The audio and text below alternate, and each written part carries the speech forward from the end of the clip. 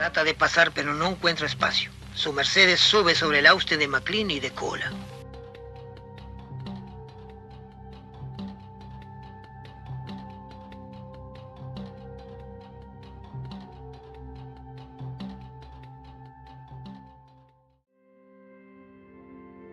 El sol de junio en 1955 no solo calentaba el pavimento de la campiña francesa, estaba forjando el escenario de una carnicería que el mundo jamás olvidaría.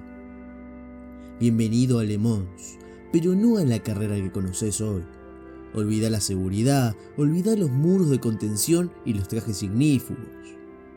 En 1955, correr era un pacto suicida firmado con una sonrisa y una copa de champaña. Imaginen la escena: 300.000 rostros apretujados contra una simple valla de madera, familias enteras, niños con banderas, hombres de trajes, todos a escasos metros de máquinas que rugían a 300 km/h. No había distancia entre la gloria y el abismo. Solo una niña blanca, pintada en el suelo, separaba la vida cotidiana de la velocidad pura y violenta. En la pista, el aire vibraba con una tensión eléctrica. No era solo una carrera, era una guerra de naciones y de egos.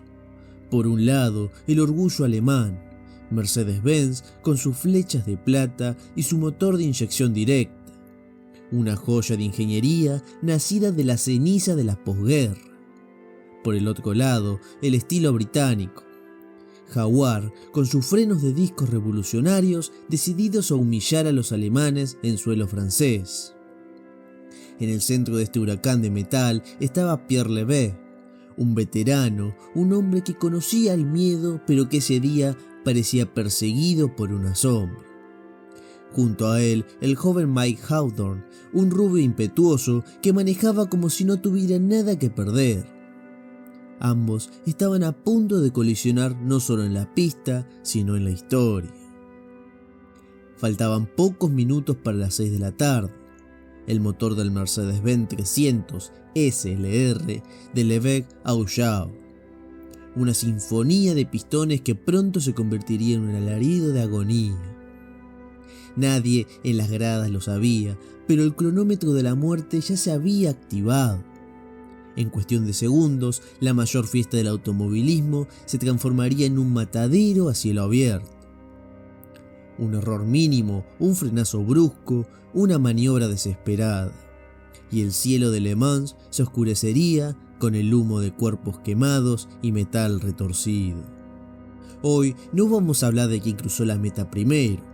Hoy vamos a desenterrar el día en el que el automovilismo perdió la inocencia y se estrelló de frente contra su propia crueldad.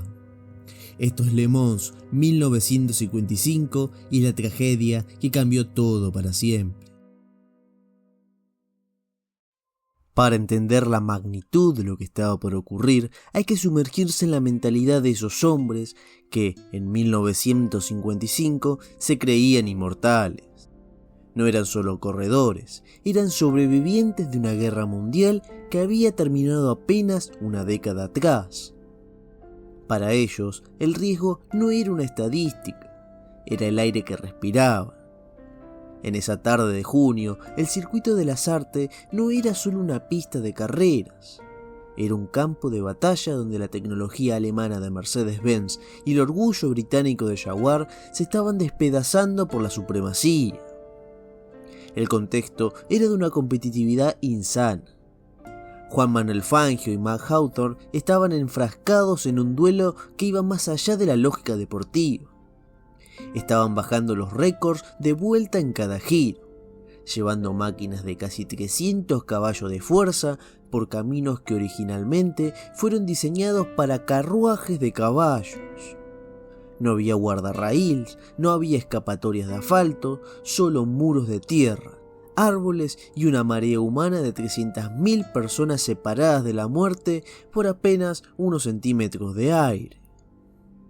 El Mercedes 300 SLR de Pierre Levegh era, en ese momento, el objeto más avanzado y peligroso sobre la faz de la Tierra.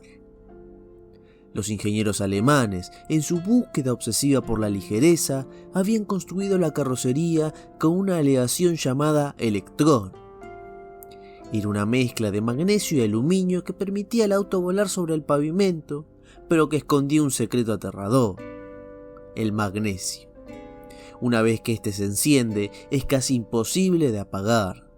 Arde a temperaturas que funden el acero y reacciona violentamente con el agua. Los pilotos estaban sentados sobre una bomba incendiaria envuelta en una capa de metal ligero. A esto se sumaba que el circuito de Le Mans era un embudo mortal. La recta de box era tan estrecha que los autos que paraban a cargar combustible lo hacían literalmente al lado de los que seguían pasando a 250 km por hora. No había una calle de box separadas, solo una línea pintada en el suelo que nadie respetaba cuando la adrenalina tomaba el control.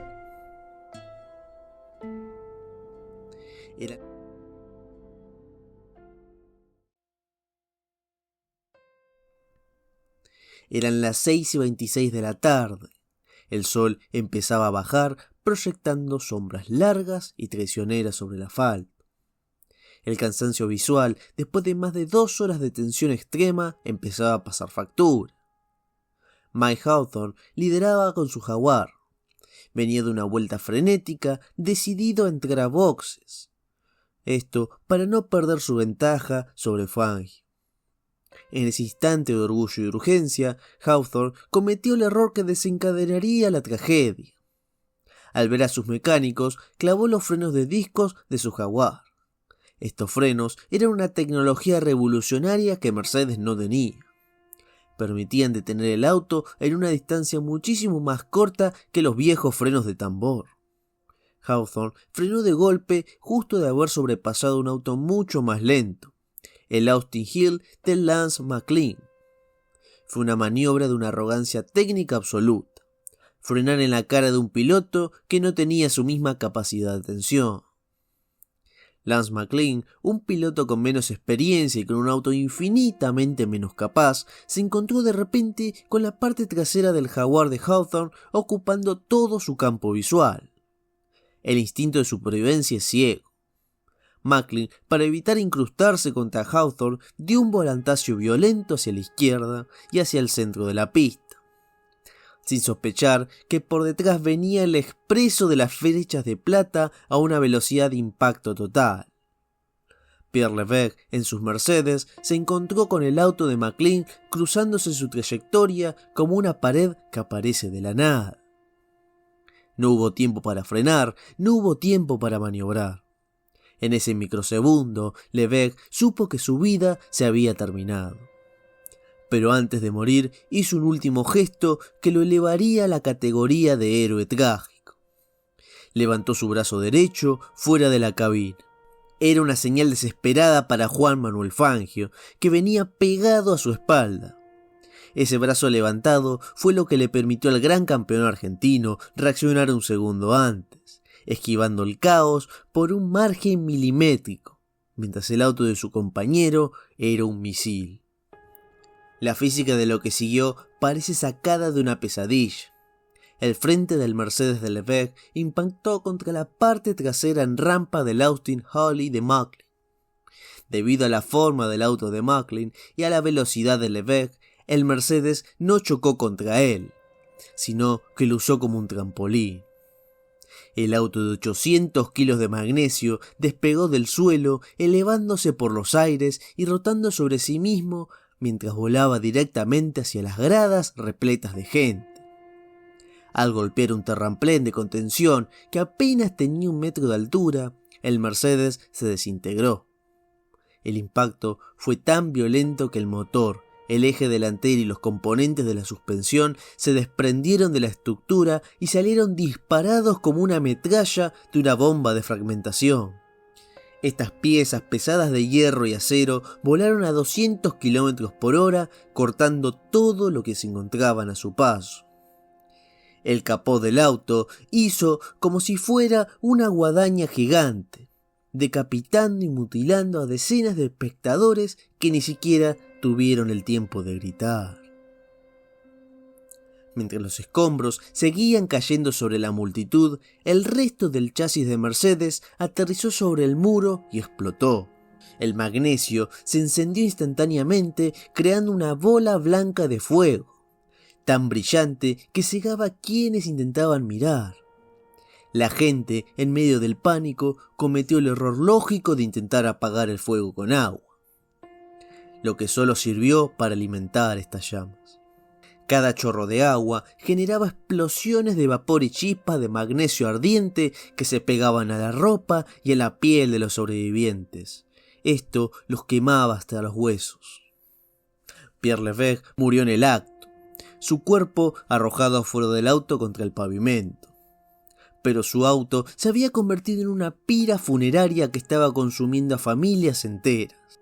Lo más escalofriante de este momento fue la desconexión total. Mientras en un sector de la pista se vivía un infierno de cuerpos mutilados y un fuego inextinguible, la carrera no se detuvo. Los organizadores, temiendo que si cancelaban el evento, el éxodo de los espectadores bloquearía las ambulancias, así que decidieron que el espectáculo debía seguir. Los autos seguían pasando a metros de los cadáveres apilados y las banderas seguían flameando mientras el sol seguía bajando sobre el mayor desastre de la historia deportiva. La inocencia del automovilismo se había quemado en esa recta y lo que quedaba era un escenario de carnicería pura, un recordatorio sangriento de que la búsqueda de la gloria, cuando se mezcla con la arrogancia técnica y el desprecio por la seguridad, siempre termina pagándose con sangre.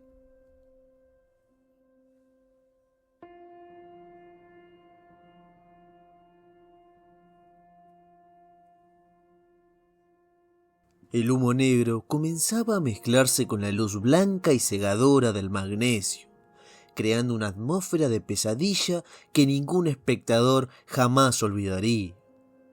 Lo que minutos antes era una celebración del progreso humano, ahora era una morgue a cielo abierto. La parte cruda de Le Mans no terminó con el impacto. Recién empezaba con el silencio de los que ya no podían gritar. Los sobrevivientes caminaban en estado de shock entre cuerpos desmembrados, mientras los socorristas, sin equipo adecuado y desbordados por la magnitud del desastre, intentaban lo imposible. No había camillas suficientes, no había morfina para todos, y el fuego de magnesio seguía devorando todo lo que tocaba, reaccionando con furia a cada intento desesperado de apagarlo con agua, lanzando chispas incandescentes que perforaban la piel de quienes intentaban ayudar. A las pocas horas la noticia llegó a las oficinas centrales de Mercedes-Benz en Alemania. La orden fue tajante, retirada inmediata. Por respecto a las víctimas y por el peso de la culpa técnica, las flechas de plata restantes, que iban ganando la carrera con Fangio a la cabeza, se retiraron en silencio a mitad de la noche. Jaguar, sin embargo, decidió seguir con Mike Hawthorne. El hombre que inició la cadena de errores terminó cruzando la meta en primer lugar a la mañana siguiente. Las fotos de la época son desgarradoras. Hawthorne celebrando con champaña en el podio mientras el número oficial de muertos ascendía a 84 personas, aunque las estimaciones reales siempre sugirieron que fueron más de 100. El desenlace técnico fue igual de radical. Francia, España, Suiza y Alemania prohibieron las carreras de autos de inmediato hasta que se establecieran normas de seguridad mínimas. Suiza mantuvo esa prohibición por décadas. Mercedes-Benz, herida en su orgullo y perseguida por la imagen de su auto convertido en metralla, anunció su retiro total de las competiciones. El mundo del motor se despertó de un sueño de velocidad para entrar en una realidad de luto. El milagro de Le Mans se había convertido en la masacre de Le Mans, dejando una cicatriz que obligó a repensar cada circuito, cada tornillo y cada decisión tomada a 300 km por hora. La era de la inocencia y el desprecio por la vida del espectador había terminado de la forma más violenta imaginable.